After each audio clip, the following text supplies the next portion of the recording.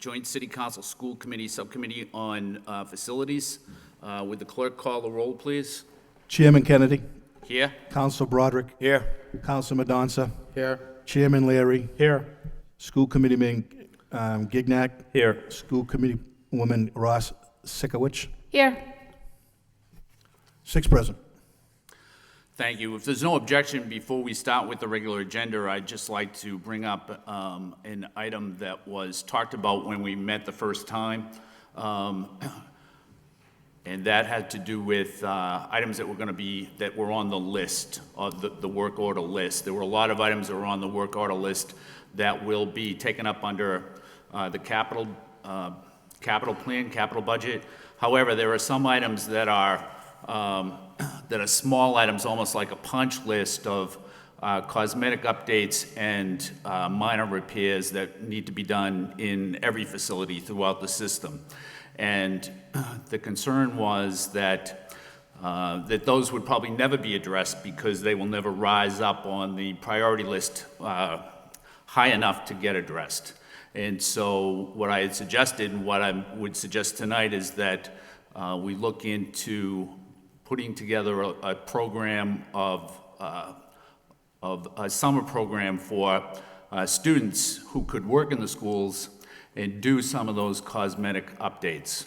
I had a discussion with the city manager earlier today about this, and I think that between the money in the school department and what the city has, that there probably will be some money to spend. I think there are issues such as union issues that have to be addressed, but I think that this would, first of all, help us knock off a good part of the bottom of the list.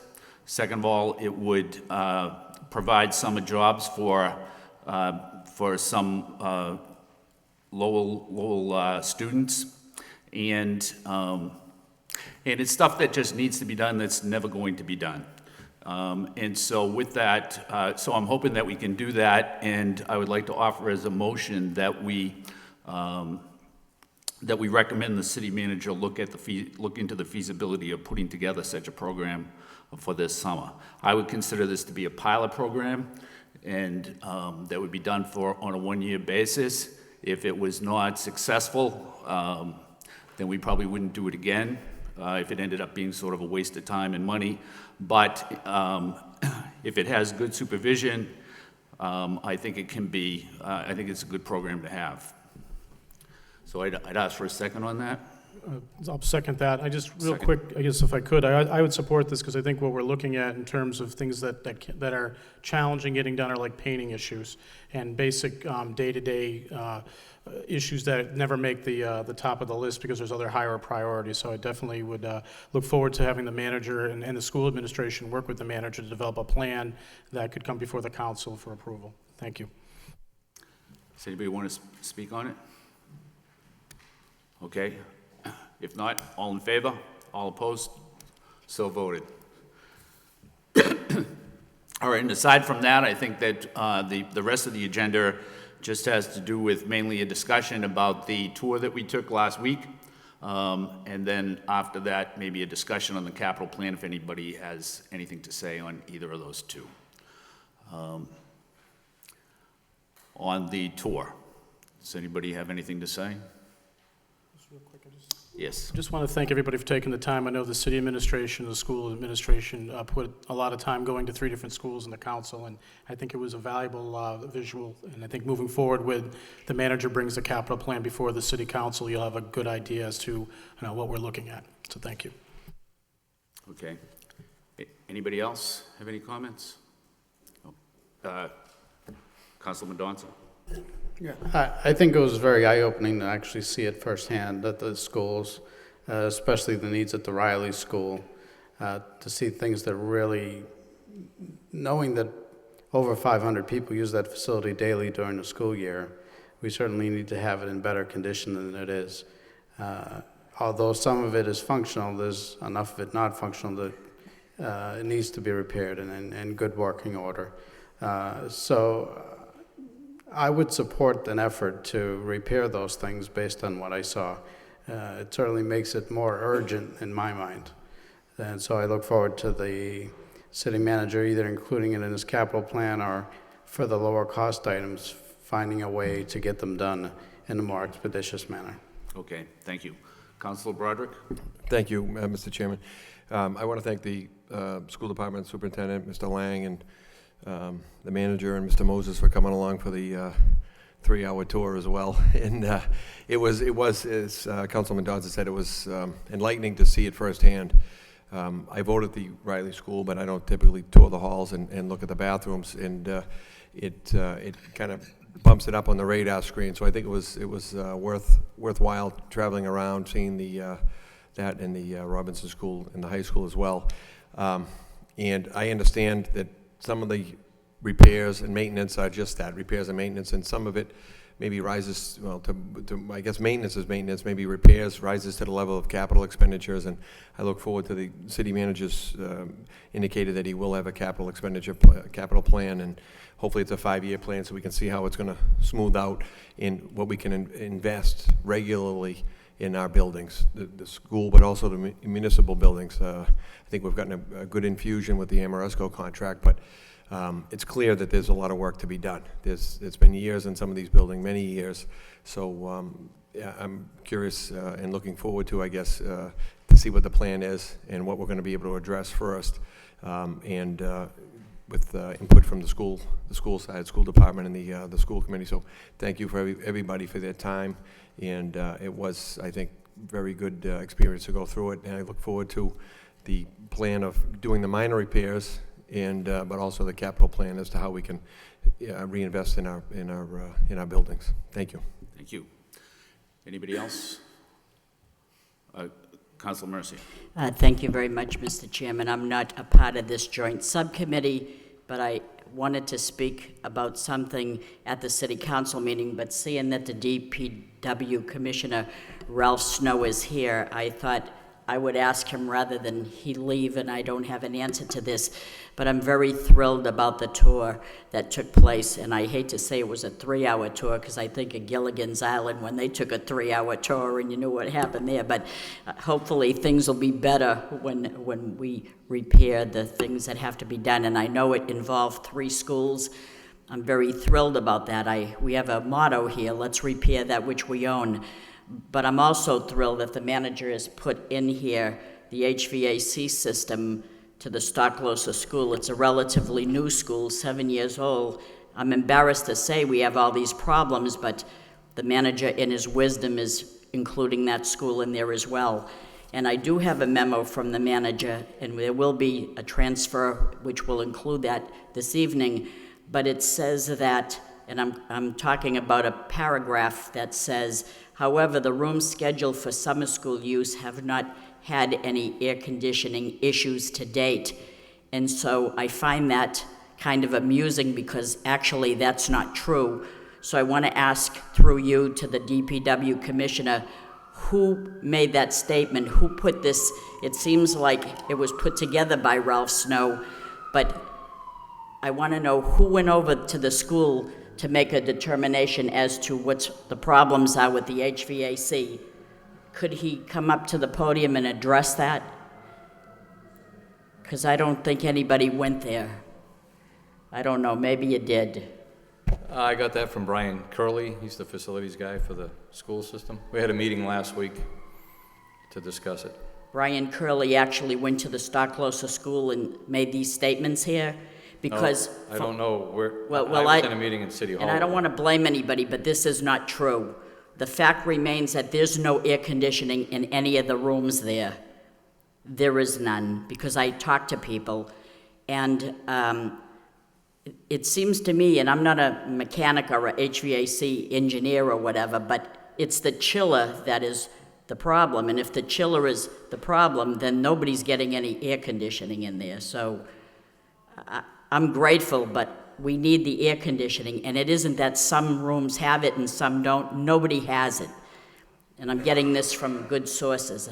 That's not what I'm told, so Well- I'll go to the school and check it out myself. Well, for one thing, I think I would go see the main source there that would know what's going on in the school. I don't think I'd stop and talk to just anybody. I don't know where he got this information, but I know from many people that there's no air conditioning there. So if we could just, and I'm grateful that you're correcting it, don't get me wrong, but people are telling me there's no air conditioning there, and I'm hearing it from good sources, so I don't know where this information came from, but it's not accurate, and that's what my statement is. Okay, I'll look into it. Thank you. Sure.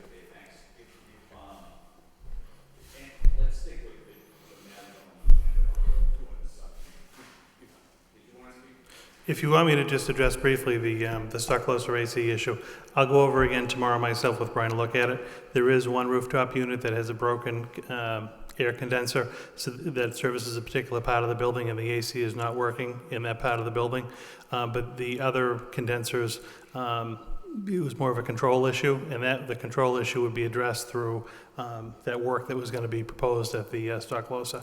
And the thought process was that if we acted on that quickly and could actually have the control and the regulation issues rectified, we could isolate the parts of the summer school to the building that would have the AC, and then allow the work to be done, the more extensive work to be done in the wing that had AC problems that needs the new condenser. But we'll confirm all this tomorrow for you. Okay, thank you very much, Jay. Okay, if there's nothing else on the tour, I think Mr. Moses has a small presentation to make, or possibly the city manager, about the meeting that was held on Wednesday, having to do with the capital plan.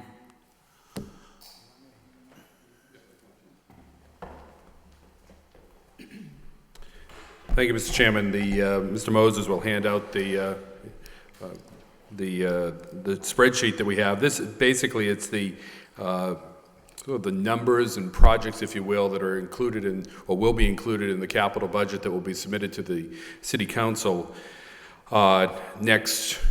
hopefully next Tuesday is the plan for a subsequent consideration at a meeting in early June that we expect that the City Council will take up actual voting on the budget. But if I may, in response to the first motion that was made with regards to the pilot program, I do think that there's some tremendous opportunities that could be realized with such a program. We're anxious to try to, now that the financial condition of the city is a little bit different and we're moving forward in a number of these fronts, we're anxious to try to get a number of these smaller projects as well as the larger projects that we're going to go through very quickly here tonight. We are meeting with the 1705, the union that's involved with that, early next week. We've had preliminary discussions with them. They're anxious to try to work with us. And hopefully we can come up with something that meets the objectives that we all have of improving the overall appearance and condition of the buildings, and at the same time do the summer job. So we're anxious to look into that. What we have before you here is a 4-page listing of 124 projects that have been submitted to us for capital projects. These are both school and non-school. But our focus in fiscal year 2013, which you see in the column entitled 2013, are primarily geared towards the schools, in large response to the tour that we went on, but also the prioritization that we went through with the Public Works Department, Mr. Snow, Jim Green of Lands and Buildings, Brian Curley from the schools, and Jay Lang. And if I could just quickly walk you through what we're looking at, and the first couple, in fact, are not school related, but we will be getting into the variety of schools that projects that we do have in mind. We do have $1 million for the City Hall windows. We have money that we've saved from the Amoresco project and some grants that we've received for energy improvements that we can put towards the City Hall windows. We've been having some problems with those windows in terms of them, several of them falling out. They've become a hazard here in the city, and it's a deferred maintenance item that just has been going on too long. It's sort of the final part of our City Hall project. While we still have those roughly, I think $1.5 or $2 million set aside for the windows, this $1 million will finally allow us to replace all of the City Hall windows. We have a tremendous amount of need for paving in the city. The total that we have is about $5 million that we're estimating. I think you could probably spend far more than that. For the most part, the city has always relied simply on its Chapter 90 money that it gets from the state.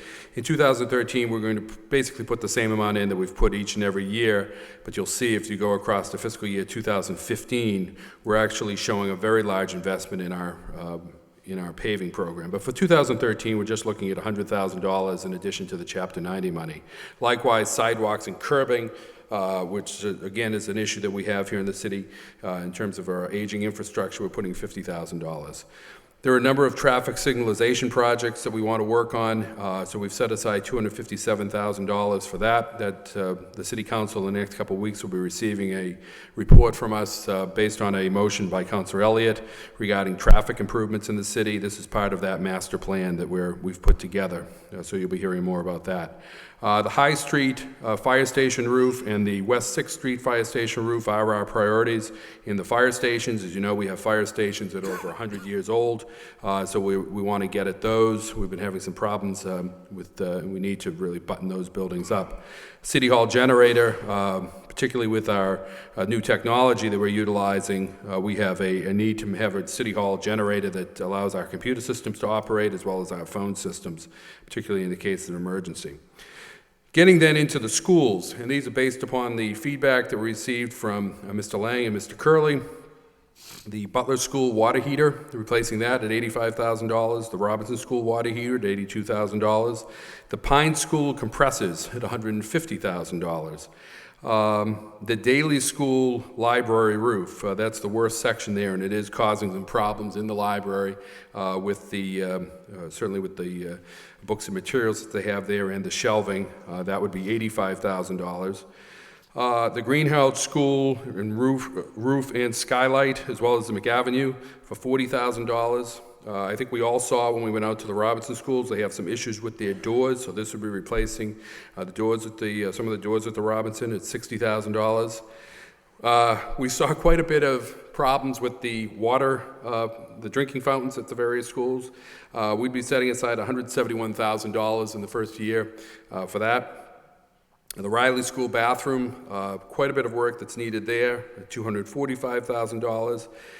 Petitions are a problem across the district, so we'd be setting aside in 13 $216,000 for that. Various schools, over a period of time, we want to transfer. It was very popular in the 1990s to put carpeting down in schools.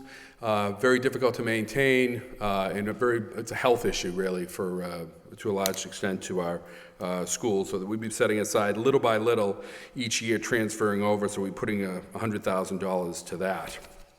I noticed here on the greenhouse, there's also on the current cost item there, you see $19,503. Now that's actually being taken up and there's several of these that are going to be taken up tonight. And the capital list here that will be taken up in a transfer that we'll be doing. And we'll be sort of chopping away at a number of these smaller items. Going back to the capital, the other large one is a number of HVAC items. This, I think it was RDK that the school department hired back in 2006 or 2007. They outlined a number of HVAC improvements across the district, and this is the first year of putting some money aside for that, a total of $633,000. So we'll be getting at a number of the priority items in the schools.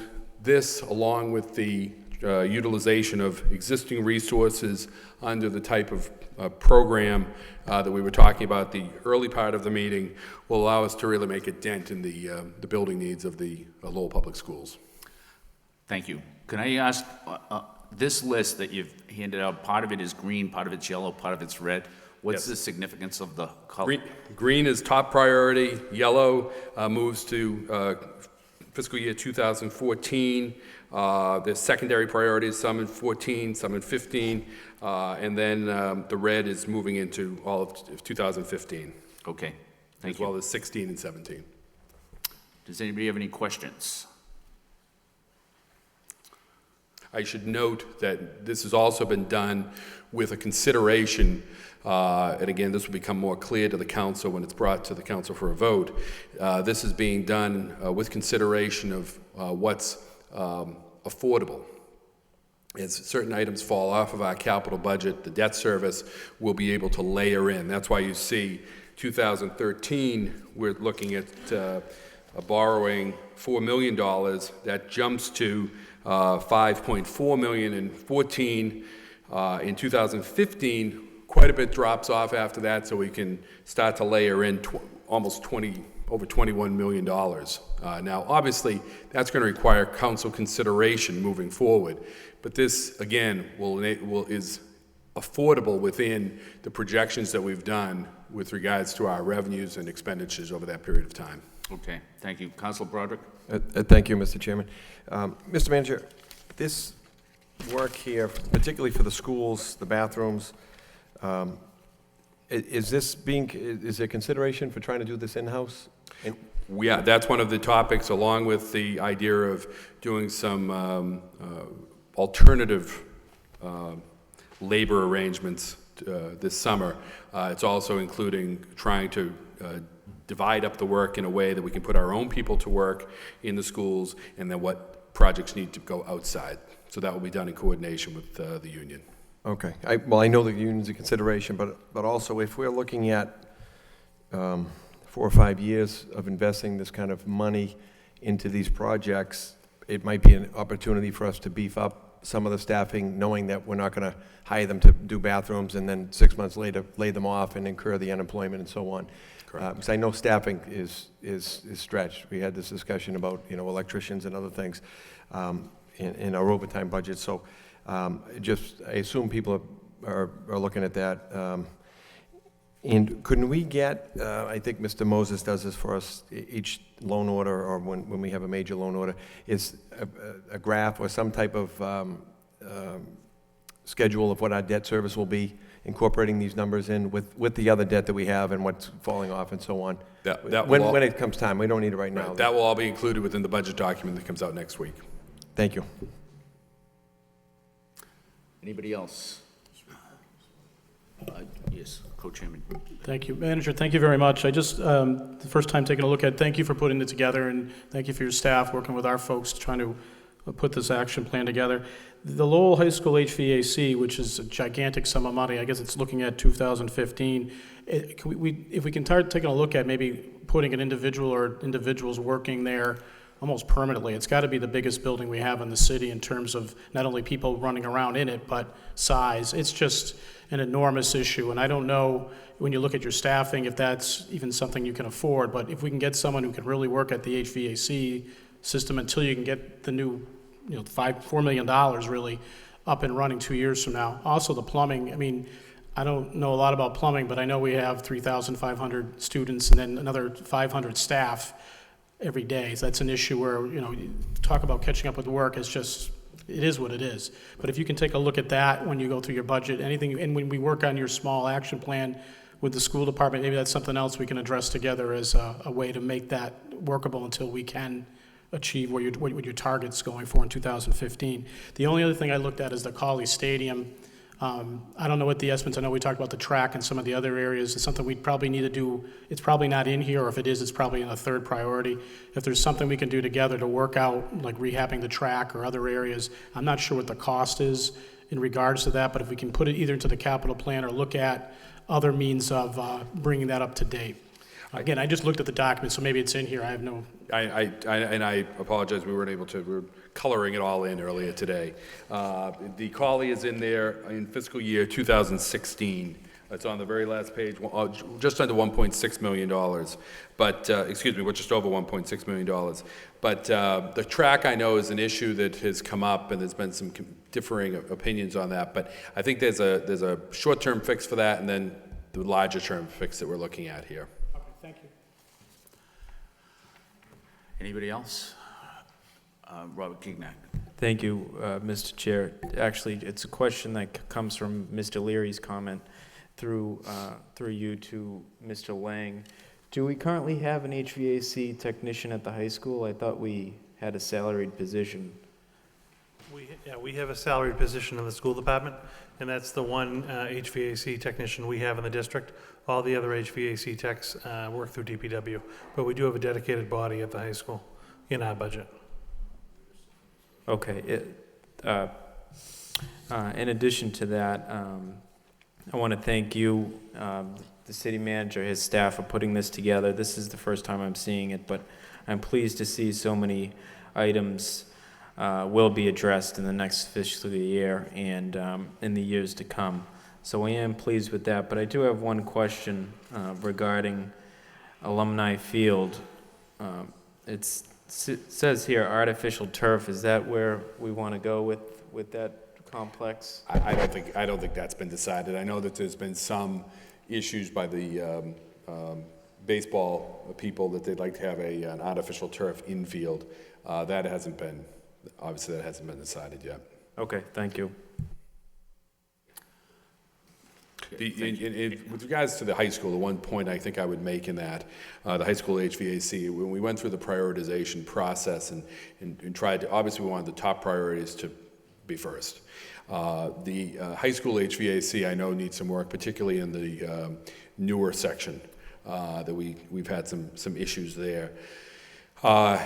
You can see by the dollar amount, one of the issues that we face is the project is so large in scope that if we were to try to do that this year, it would eat up the entire capital budget. We wouldn't be able to do any of the other projects that we have and still hold the line on property taxes in the city. So this will become more clear, and I apologize, we can't go through the whole thing tonight, but we want to put the whole budget document together and give it to the council.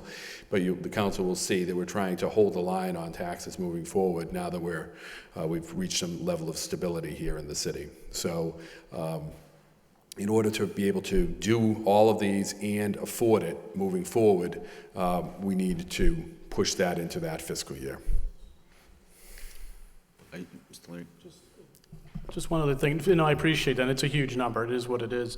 I guess my method about asking about the HVAC, that there's so many issues there that you could have, a whole company of HVAC folks there, and we need to work together to make sure we're addressing those issues, because we always get phone calls, daily, not daily, but weekly on the HVAC at the high school. The other issue too is the high school's coming up for accreditation.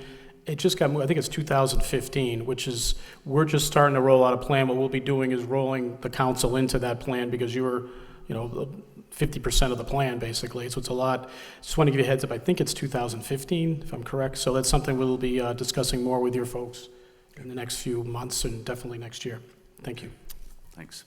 Does anybody else have anything to say? Councilor Elliott? Thank you, Mr. Chairman. So, Mr. Manager, I just want to follow up on your comment.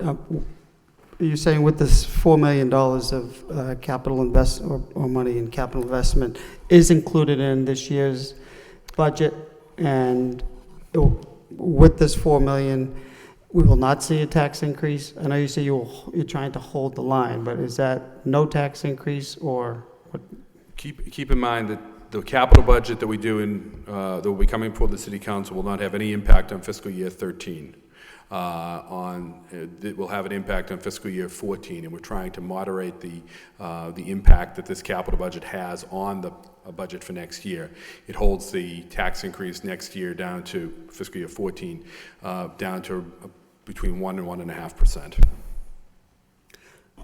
Okay, so Which obviously will become a discussion point at the council meeting where we look at this, and it may be, we're presenting this here tonight, but it may be that the council will say, not acceptable, we need to, cut it back, or it may be that there may be members of the council that say, well, let's add to this and go up.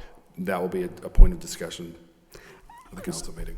So the 2013, the 2013, you're looking to spend the $4 million next year, in next year's budget. The $4 million will be spent in fiscal year 13, but its impact will not be felt until 2014 because we did borrow short-term in 2013. The first principal payment on that will come in fiscal year 14. Okay. Okay, thank you. Anybody else? Councilman Donson? As I look through this, I am a little bit concerned about 2015 and the spike of $21 million in spending. If we had a debt service room, that'll be fine. That we'll have to see that. However, beyond that, you have what looks like approximately at least $65 million in projects that are not scheduled through 2017. So they would fall somewhere beyond that. And my concern is, I don't understand what's needed or how soon it might be needed. And will it last until FY 2018 before we need to make repairs to some of these things?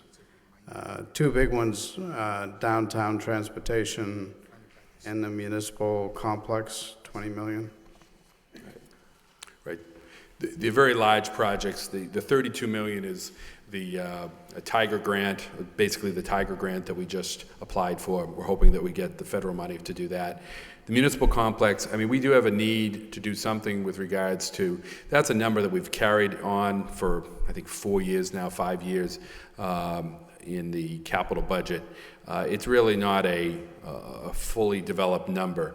We had an opportunity a week ago to look at 2 weeks ago to look at the school projects. And clearly we need to invest in our school buildings, but we're also looking at some serious issues with our public works operation. That's where that number first came from the prior commissioner, trying to develop some ideas there. But as I say, it's really not fully blown out yet.